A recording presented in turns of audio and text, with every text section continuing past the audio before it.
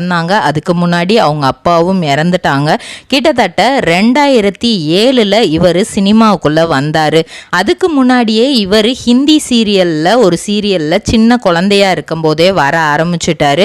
ஏன்னா இவர் பிறந்தது 1981 டிசம்பர் மாதம் 12 இவர் 1993 அதாவது தன்னோட 12 வயசில் ஸ்ரீகிருஷ்ணா அப்படிங்கிற சீரியலில் கிருஷ்ணரோட வேடம் அணிஞ்சு இவர் நடிச்சிருப்பாரு. கிட்டத்தட்ட 4 வருஷம் அந்த சீரியல் நடந்தது.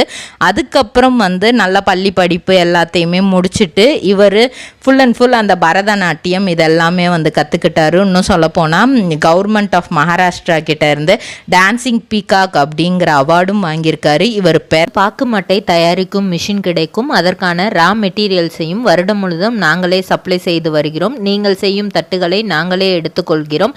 அதற்கான லோன் வசதியும் செய்து தருகிறோம்.